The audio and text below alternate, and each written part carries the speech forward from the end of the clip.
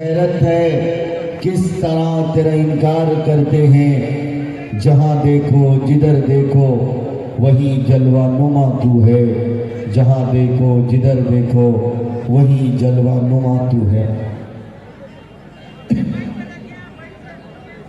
اللہ تبارک و تعالیٰ کا لاکھ لاکھ شکر احسان کہ اللہ تبارک و تعالیٰ نے ہم سب لوگوں کو ایمان کی دولت سے سرفراز فرمایا، اور ہم پر بہت بڑا کرم احسان شکر فضل یہ فرمایا کہ وجہ کائنات، تخلیق کائنات، سیاح لامکہ، مطلوب کائنات، مقصود کائنات، محبوب کائنات، فخر موجودات، ہادی سبل، ساقی کوثر، شافع محشر، شفیع المذنبین، رحمت للعالمین جناب حضرت محمد مصطفیٰ صلی اللہ علیہ وسلم کی امت میں مرحمت فرمایا۔ بزرگوں، ساتھیوں، ہم اللہ تبارک و تعالیٰ کی جتنی تعریف و توصیف کریں اتنا ہی کم ہے۔ میری اوقات نہیں، میرے بساط نہیں کہ ہم اللہ کی تعریف و توصیف کر سکیں، بیان کر سکیں۔ خود اللہ قرآن میں فرماتا ہے وَإِن تَعُدُّوا نِعْمَتَ اللَّهِ لَا تُحْصُوهَا، تم اگر ہمارے احسان و کرم کو گننا چاہو، شمار کرنا چاہو، تمہاری بساط نہیں، تمہاری اوقات نہیں کہ تم ہمارے احسان و کرم کو گن سکو، شمار کر سکو۔ لیکن میرے بھائیوں، اسٹیج پر تشریف فرما حضرات علماء کرام، خصوصاً ہمارے بڑے جناب حضرت قاری سہیب صاحب، اسی طرح قاضی انور صاحب دامت برکاتہم العالیہ، اور جملہ علماء کرام جو ذرہ جہاں ہے وہی آفتاب ہے، ظاہر ہے ہمارے بڑے ہیں، ہمارے سروں کے تاج ہیں۔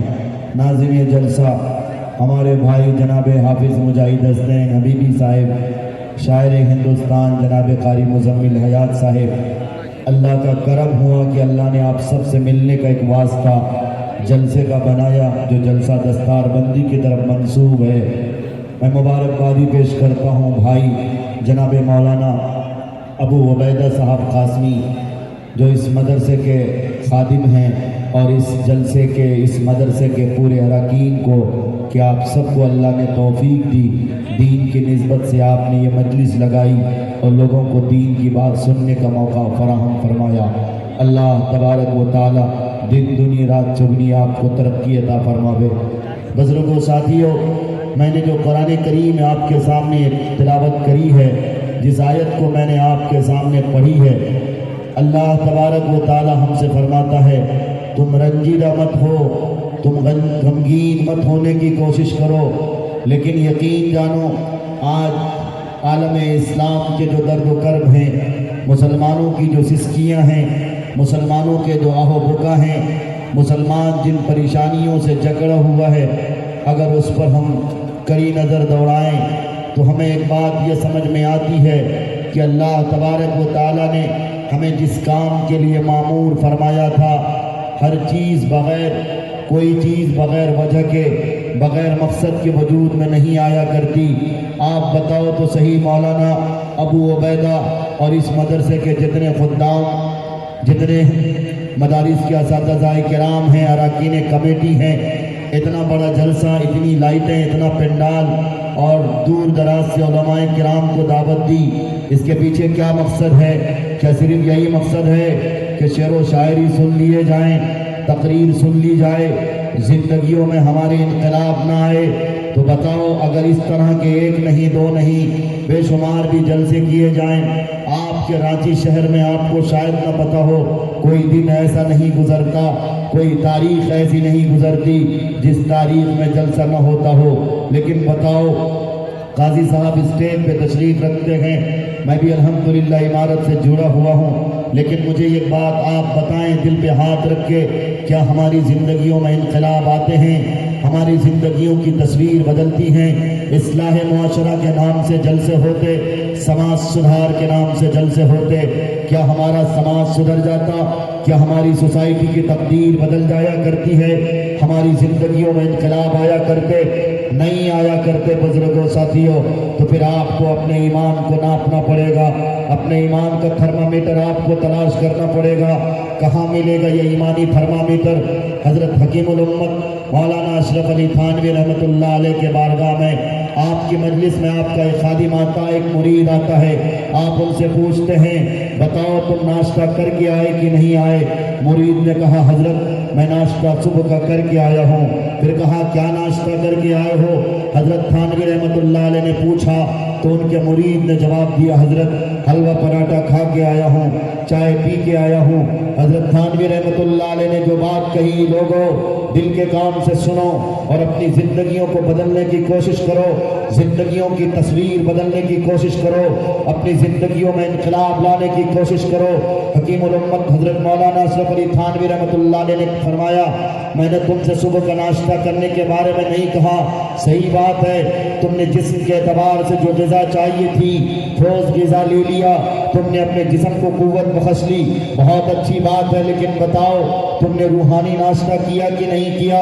اپنی روح کو تم نے ناشتہ کرایا؟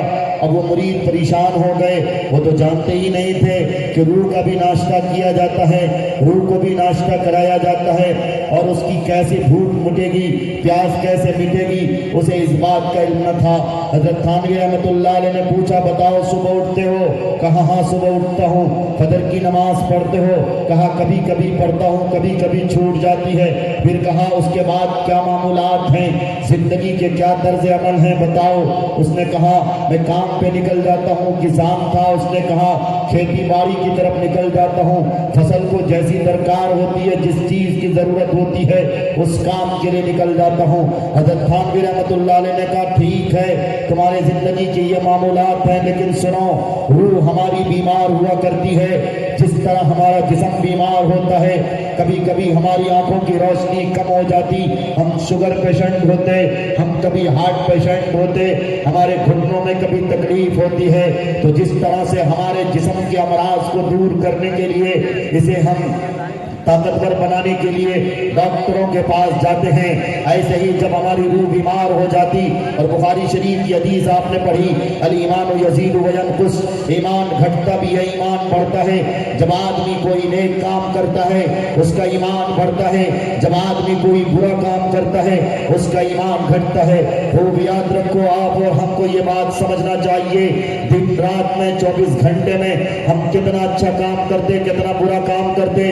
حضرت تھانوی رحمۃ اللہ علیہ نے کہا مجھے بتاؤ تمہارے جسم اگر بیمار پڑ جائیں، تمہارا کوئی جسم کا حصہ اگر بیمار پڑ جائے، اس کے علاج کے لیے تم ڈاکٹر کے پاس جاتے ہو، لیکن تمہاری روح جو بیمار پڑ چکی ہے، تمہاری روح جو بیمار پڑ چکی ہے، تمہارا دل جو مر چکا، تمہارا ضمیر جو مر چکا، جس کی وجہ سے تم غلط اور صحیح کے درمیان تمیز نہیں کر پا رہے، کیا تم اس کا علاج کراتے ہو؟ اور کہاں جاؤ گے علاج کرانے؟ کیا کوئی MBBS ڈاکٹر MD ڈاکٹر کے پاس جاؤ گے روحانی ناشتہ کرائے گا، تمہاری روح کا علاج کرائے گا؟ نہیں، روحانی ناشتہ کرانے کے لیے، روحانی علاج کرانے کے لیے کسی درویش اللہ والے کے پاس جانا پڑے گا۔ حضرت تھانوی رحمۃ اللہ علیہ نے کہا صبح اٹھا کرو، فجر کی نماز پڑھا کرو، کم از کم سورہ یاسین کی تلاوت کیا کرو، اور تھوڑی دیر اللہ تبارک و تعالیٰ کی بڑائی، اللہ کی کبریائی بیان کر لیا کرو۔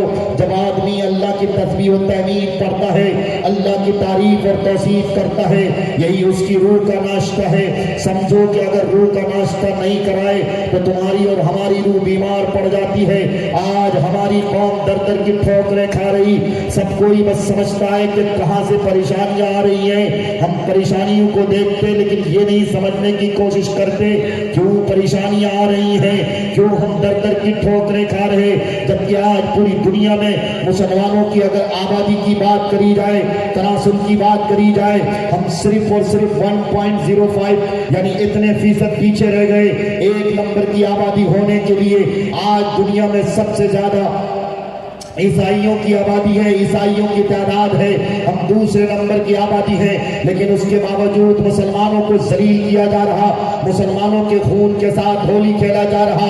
کیوں بزرگوں ساتھیوں؟ کبھی تم نے اپنے دل کو ٹٹول کر کہا، کبھی اپنے نفس کا محاسبہ کیا، کبھی تم نے اپنے نفس کے ساتھ سمجھوتا کیا؟ نہیں کیا.